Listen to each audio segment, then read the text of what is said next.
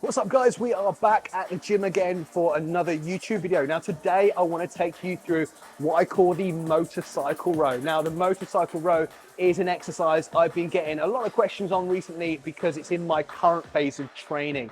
Now I want you to check this one out. It's a really cool exercise, especially to target and isolate a little bit your lats. So come check this video out if you want to be growing those wings. Okay guys, now motorcycle row.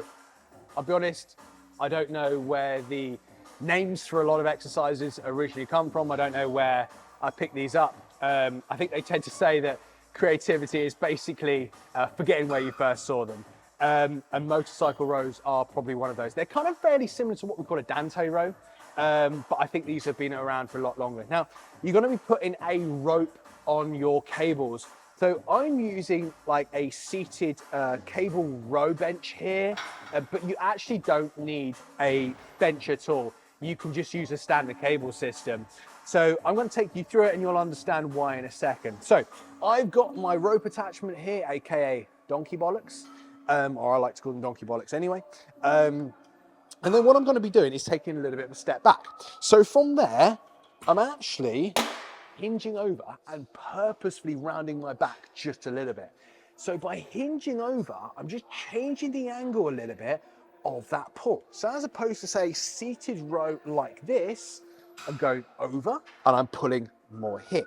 Now, if we think about the orientation of those lats fibers, especially those lower lats, your lats are a little bit like feather-like, those lower lats kind of come down like this. So by changing the orientation of ourselves and creating more a vertical pulling motion, we're biasing a little bit more of those lower lat fibers. Now, if you're someone just starting off your training, you don't need to worry about biasing certain areas of your back, but with a lot of people that I coach or people that are already training in the gym, you're serious about things, you're looking to refine things. So this is a lot more applicable info for you. So back to technique, because I can obviously, as you know, go off on one a little bit sometimes. So back to technique.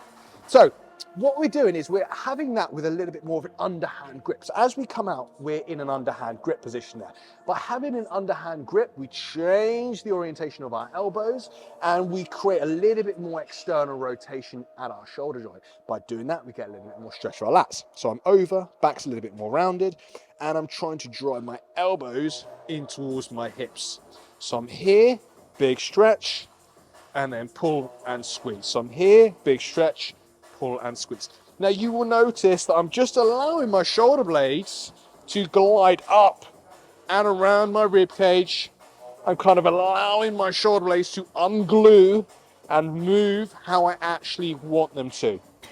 You're also going to notice I'm trying not to pull with my biceps so much. So I'm keeping a relatively large angle at the elbows. As opposed to really pulling in here, I'm kind of trying to arc a little bit in there as well, okay? So that is your basic motorcycle row. I'm going to quickly show you how to do them without a kind of a seated setup like this, because I think you notice you don't really actually need the seat. You're just kind of standing up, but you can do these on any cable system you want to. So just come and have a look at these ones. Okay, so here's the other way to do a motorcycle row. So I've set the cable column up to kind of around hip, between kind of hip and knee height. So adjust it based on you and how far you can bend over. So I'm just sitting back, just kind of counteracting that load a little bit. I'm bending over, so I'm creating that more vertical pulling motion by bending over. I'm keeping the elbow pretty large at my elbows, and almost imagine trying to burst that orange between my armpits and squeeze my lats. So big stretch there, allow my shoulder blades to do their thing, and then squeeze there. So it's probably called a motorcycle row originally, because you can imagine this position on your motorbike, like meh kind of position, yeah. And that's probably why it's called a motorcycle row. But to be honest, you can call them whatever you want to. I really like these as more of like a tertiary exercise. So after you've done more your meat and potatoes lifts, so your heavier row variations, your heavier pull down variations, you might do these like at the end of a workout. So maybe instead of like a straight arm pull down or pull over type motion, it's a great option to more isolate your lats with slightly less load, slightly more into that metabolic stress territory kind of side of things, and really focusing on sensation and tension towards the back end of your workout to finish off your lats a little bit. So hopefully you've enjoyed this really quick video today. going through these motorcycle rows. Hopefully you give them a try, and hopefully I've answered all your questions for those of you that were interested after obviously seeing me do them in my own current phase of training. I've been doing these now for like 6 weeks on the trot, really loving them. They're not going anywhere anytime soon. I'm getting some great results for them, and I hope you do. Just remember, guys, if you enjoy my YouTube, make sure you do subscribe, make sure you like the video.